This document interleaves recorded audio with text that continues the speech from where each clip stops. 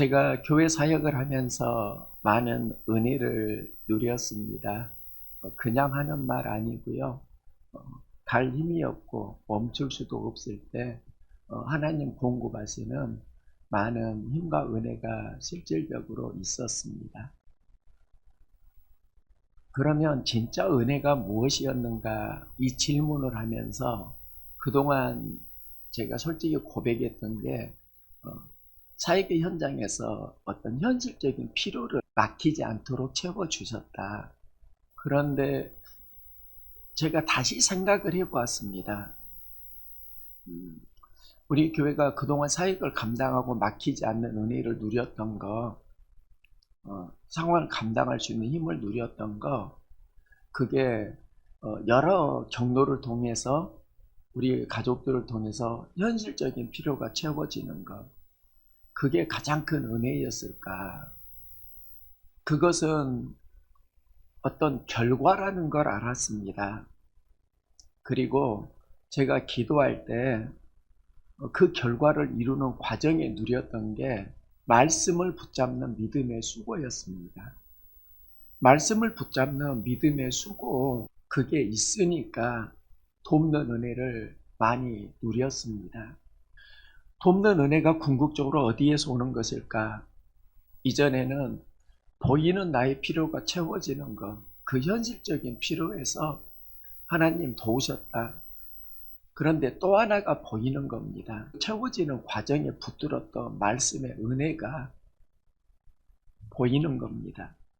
히브리 기자는 말씀하는데요. 하나님 말씀은 살아있고 활력이 있어 좌우의 날선 어떤 검보다 예리하다. 홍관형 관절과 골수를 찔러 쪼개며 마음의 생각과 뜻을 판단한다. 그리고 그 뒤에 나오는 말씀이 때를 따라 돕는 은혜를 얻기 위하여 은혜의 보좌 앞에 담대히 나아갈 것이니라. 때를 따라 돕는 은혜를 얻으려고 하면 담대히 나아가야 되는데, 이때 때를 따라 돕는 은혜가 어디에서 오는가? 말씀 생명력에서 옵니다. 하나님의 흙으로 사람을 지으시고 그 코에 생기를 불어 넣으니까 생명이 됩니다. 몸은 흙으로 지어졌고요. 생명은 생기가 들어오면서 살아납니다. 우리는 교회에서 보통 사람은 흙으로 지어졌다. 그래서 죽으면 흙으로 간다. 이렇게 많이 이야기하는데 본질은 생기가 들어올 때 진짜 생명력이 살아난다는 겁니다. 하나님이 그 코에 생기를 불어 넣으셨는데 그 생기를 어떻게 이해할 수 있는가? 오늘을 보면 성령, 바람, 하나님의 숨, 호흡 여러 의미가 있는데 하나님이 저에게 주시는 또 하나의 생기가 있습니다. 하나님의 에스겔에게 마른 뼈가 살아나는 비전을 보여주시고요. 마른 뼈가 살아나면서 그들이 하나님의 군대를 이루게 되는데 그 과정에 하나님이 에스겔에게 선포하게 하신 말씀이 있습니다. 말씀을 들을지어다 생기가 들어가게 하리니 살아나리라. 마른 뼈에 생기가 들어가니까 살아나는데 마른 뼈가 언제 생기가 들어가는가? 말씀을 들을지어다. 말씀이 들어갈 때 마른 뼈가 살아나고 군대를 이루게 됩니다. 그 생기가 어디에서 출발하는가? 말씀을 들을지어다입니다. 우리 인생이 환경 때문에 많이 어려움을 겪는 것 있지만요. 실은 환경의 영향력이 우리를 지배하기 때문에 힘들고 말씀의 영향력이 우리를 지배하면 생기가 살아납니다. 다윗이 참 위대한 왕인데요. 하나님께서는 그를 왕으로 세우실 때 반드시 준비되는 전 단계를 경험하게 하십니다. 그 전 단계가 시글락 공동체라고 할 수 있습니다. 사울 왕에게 쫓기고 더 이상 피할 수 없으니까 블레셋에게 가서 도움을 구하고요. 블레셋 아기스 왕이 시글락에서 다윗과 그를 따르는 사람들이 함께 살게 합니다. 그 시글락 공동체에서 다윗과 군사들이 시글락 성을 비운 사이에 아말렉 사람들이 시글락에 공격을 하고 불을 태우고 남아있는 사람들을 다 포로로 사로잡아 갑니다. 다윗과 용사들이 시글락 성에 돌아왔을 때 성은 불탔습니다. 그를 따르는 사람들이 다윗을 원망합니다. 그리고 돌을 들어서 다윗을 치려고 할 때 다윗이 얼마나 낙심될까요? 성은 불타고 가족은 포로로 사로잡혀가고 그를 따르는 사람들이 그에게 돌질을 하려고 할 때 다윗의 마음이 무너지는 순간인데요. 다윗이 여호와를 힘입어 용기를 얻었더라. 하나님의 말씀을 붙들고 그 상황을 이기는 용기를 얻었다는 겁니다. 그리고 그 용기가 어디와 연결되는가? 말씀을 듣고 말씀을 따라가는 용기입니다. 시글락 공동체가 어디에서 회복되는가? 어디에서 위기를 만나는가? 환경 속에서 위기를 만나는데 그 환경이 여호와를 힘없는 다윗의 용기에서 극복이 됩니다. 예수님도 공생애를 시작하시면서 40일 금식기도 하십니다. 기도로 사역을 준비하시는데 그 기도의 내용이 무엇인가? 상황이 아니라 말씀을 붙잡는 기도입니다. 마귀가 예수님을 유혹합니다. 그 모든 유혹은 환경이 우리에게 어떻게 공격하는가를 보여주는데요. 그때마다 말씀을 붙들고 환경을 반격합니다. 가나의 혼인잔치에서 예수님이 첫 이적을 행하셨는데요. 성경은 이 이적을 표적이라고 합니다. 표적이라는 말은 사인이고 이정표라는 의미가 있습니다. 위기는 어디에서 극복되는가를 보여주는데요. 포도주가 떨어졌을 때 예수님이 항아리에 물을 부으라고 합니다. 그리고 그 물을 가져가라고 합니다. 그들이 가지고 간 것은 포도주가 아니라 물이었습니다. 그런데 예수님 말씀을 따라서 물을 가지고 가니까 그 과정에 포도주로 바뀐 겁니다. 우리가 살면서 이해되지 않는 상황이 있습니다. 믿어지지 않는 상황이 있습니다. 그래도 말씀 붙들고 나아가면은 그 말씀의 생명력이 살아납니다. 하인이 가지고 갔던 건 우리는 물이라고 생각하는데 다르게 생각해 보면 그 물에는 예수님의 말씀이 있습니다. 그들은 말씀을 가지고 이해가 안 되지만 순종했습니다. 현장에 말씀을 가지고 나아가는 용기를 내었습니다. 그때 말씀은 생명력이 있고 운동력이 있어서 물을 포도주로 변화시킵니다. 우리의 삶은 환경의 영향을 받고 사는데요. 이 환경 속에서 말씀을 품으면 삶은 회복됩니다. 예수님께서 사람을 부르시는데요. 베드로를 부르실 때 베드로에게 그물을 던지라고 합니다. 베드로가 어부이고 그물을 던졌을 때 물고기가 잡히지 않았는데 베드로가 말씀을 의지해서 그물을 던지고 그곳에서 수많은 물고기가 잡히게 됩니다. 여기에서 베드로가 은혜를 받았을까? 즉 어부가 빈배인데 예수님이 그물을 내리라고 하는 곳에 그물을 내려서 이제 만선이 되었습니다.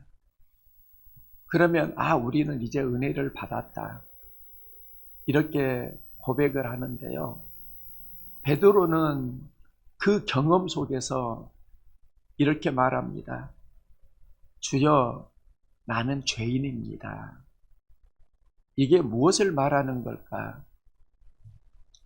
말씀을 통해서 나를 보았다는 겁니다. 자신 안에 감추어져 있는 상처와 아픔, 고통과 갈등을 토해내는 것이 나는 죄인입니다. 또 나를 발견한 베드로의 고백입니다. 이때 예수님은 베드로에게 너는 나를 따르라. 사람을 낚는 어부가 되게 하리라. 베드로가 언제 죄자가 되는가? 예수님을 통해서 자신을 볼 때입니다. 말씀을 따라갈 때입니다. 말씀을 통해서 나를 볼 수 있는 은혜가 있기를 소망합니다. 또 말씀을 통해서 세상을 해석할 수 있는 지각력이 있기를 소망합니다. 오병이어 비전 캠프를 다녀왔는데요. 코로나가 모임을 많이 힘들게 했습니다. 이번에 오병이어 비전 캠프를 중고등부 청년을 데리고 함께 다녀왔는데요. 제가 이곳에서 하나님 주시는 마음이 있습니다. 체육관에서 1,500여 명이 모여서 수련회를 했는데요.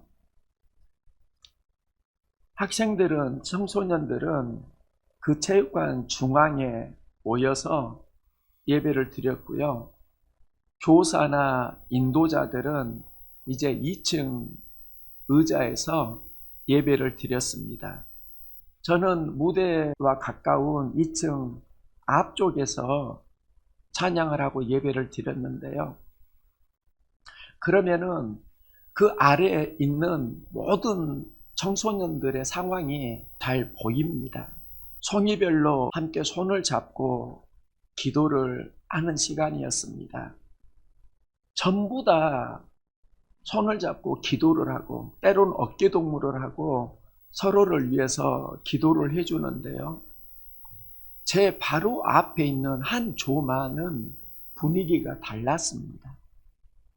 손을 잡지 못하고 서로 어깨동무를 못하고 힐끔힐끔 눈치를 보고 있고 기도를 하지 않는 저의 눈에 보이는 유일한 조였습니다.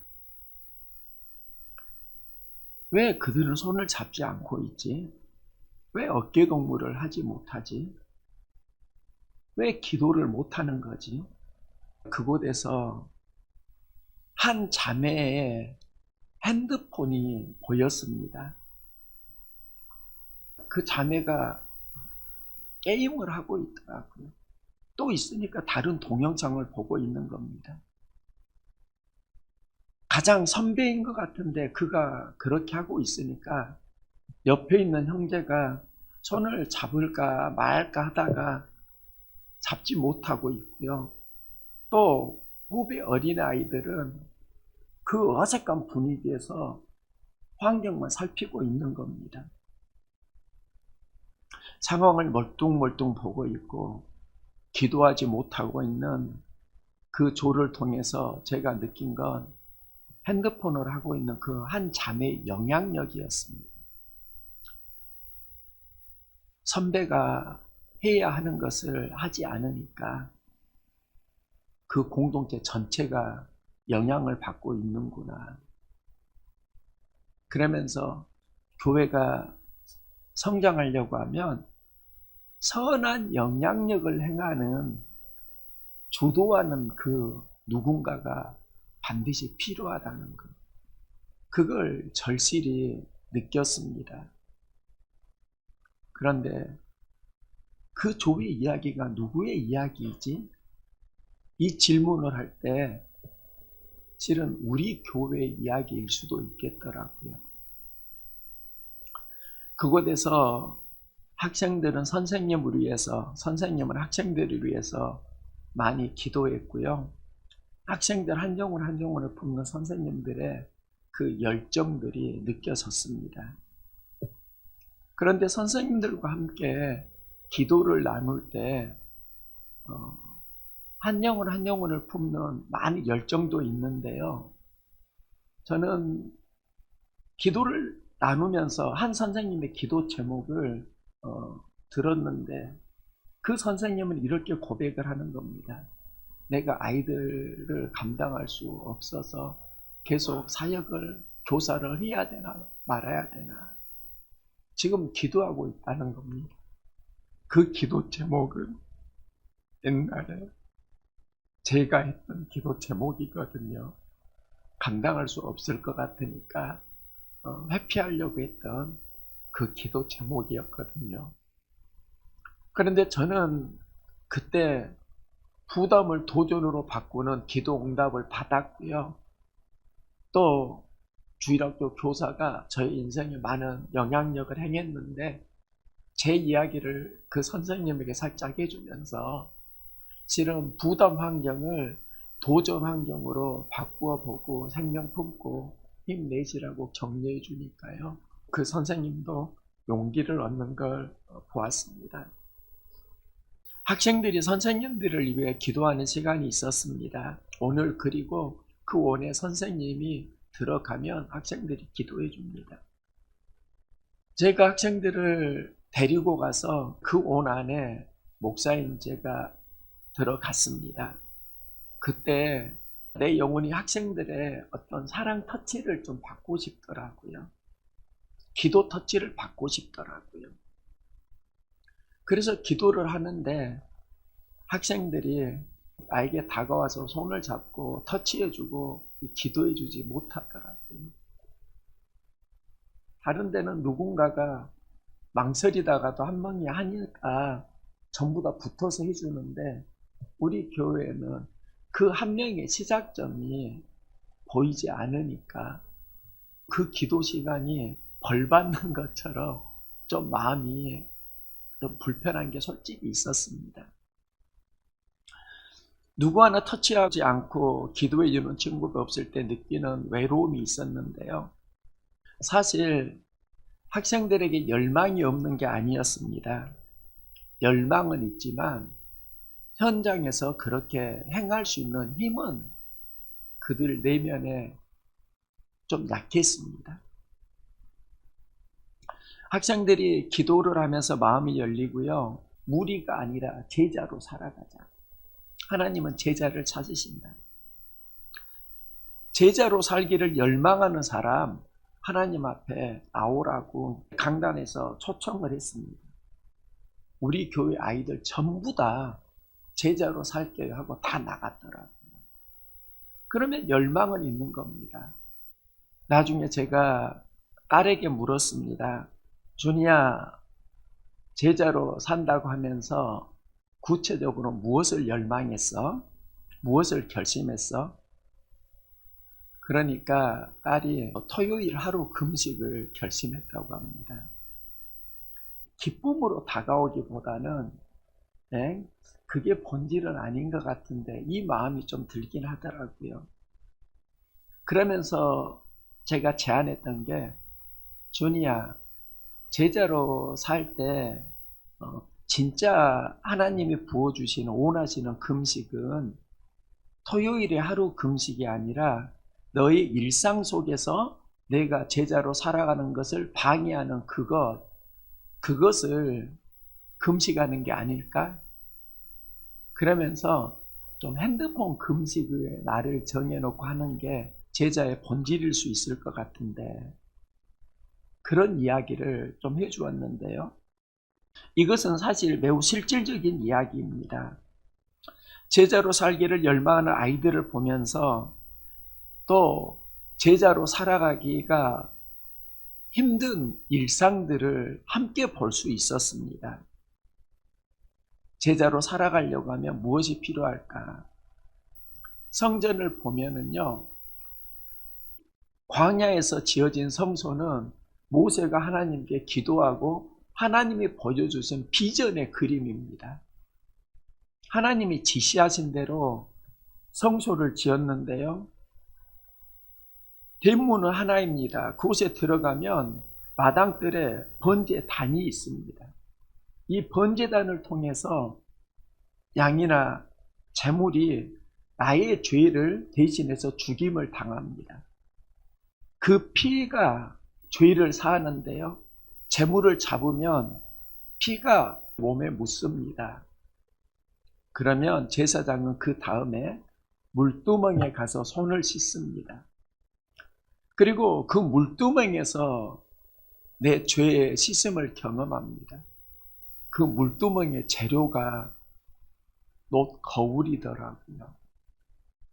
물두멍에서 자신을 보는 겁니다. 나를 보는 게 죄 사함의 은혜라는 겁니다. 그리고 그 물두멍을 지나서 성소에 들어가게 되는데요. 우리의 삶을 보면 우리의 신앙이 나를 보고 있는가, 타인을 보고 있는가, 이 질문을 하게 되었습니다. 번제당은 제물을 잡아 피를 쏟는 곳입니다. 그 제물의 피 흘림에서 나의 죄 사함이 있습니다. 그 다음에 이제 우리는 물두멍을 경험해야 합니다. 그리고 물두멍에서 씻는데 내가 씻어지는 것일까요? 다른 사람을 씻으려고만 하는 것일까요? 내 죄 씻음을 경험하지 못하고 오늘날 많은 그리스도인이 살아가려고 합니다. 세상의 소금과 빛으로 살아가려고 합니다. 세상을 보는 창문도 필요하지만 그 전에 경험해야 되는 게 나를 보는 눈의 회복입니다.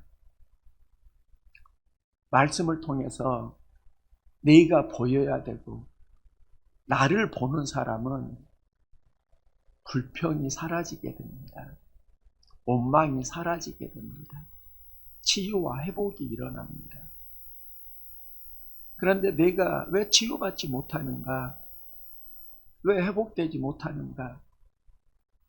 거울에 말씀은 없고 창문의 말씀으로만, 내 눈의 말씀으로만 살아가니까 내가 받아야 될 은혜의 충만함을 경험하지 못합니다. 물두멍은 거울로 만들어졌다고요. 이 죄를 보라는 겁니다. 예수 그리스도께서 왜 십자가에 달려 죽으셨는가? 다른 사람이 아니라 너의 죄 때문이라는 겁니다. 그리고 나를 보고 나를 죄로 인정하고 내 죄와 허물을, 연약함을 인정하고 그 다음에 들어가는 곳이 바로 성소의 올림입니다. 교회에 들어올 때 우리는 예수의 피로 내 죄사함을 받고 말씀을 들으러 오는 겁니다. 말씀을 통해서 먼저 나를 보고 그 말씀에 내가 받은 은혜의 감격을 가지고 성소에 오는 겁니다. 이 물두멍, 거울의 말씀이 우리에게 힘을 잃고 있더라고요. 상대의 허물과 상대의 죄, 그 모든 것은 어디에서 오는 것인가? 말씀의 거울이 나에게 없을 때입니다. 말씀을 통해서 나를 볼 수 있기를 소망합니다. 이때 하나님의 말씀은 살아서 운동력이 있습니다. 그리고 돕는 은혜를 허락해 주십니다. 그리고 그 돕는 은혜를 가지고 이제는 창문의 말씀으로 나아갈 수 있기를 소망합니다. 세상을 어떻게 보아야 하는가? 내 눈으로 세상의 정보와 지식으로 유튜브로 보는 것이 아니고 말씀을 통해서 세상을 보고 해석하는 겁니다. 여기에서 우리의 지각력이 새로워집니다. 세상을 보여주는 창문의 말씀, 내 삶을 보여주는 거울의 말씀, 함께 살아나야 합니다. 말씀이 빠지면 그때 우리는 무리가 됩니다. 많은 사람이 제자로 살기를 열망하는데 그 제자의 본질에는 무엇이 있는가? 결국은 말씀을 통해서 나를 보고 말씀을 통해서 세상을 보고 살아가는 삶, 이게 바로 제자의 삶이라고 할 수 있습니다. 말씀을 통해서 나를 보고요. 말씀을 통해서 내가 보이는 그 은혜를 경험할 수 있기를 소망합니다.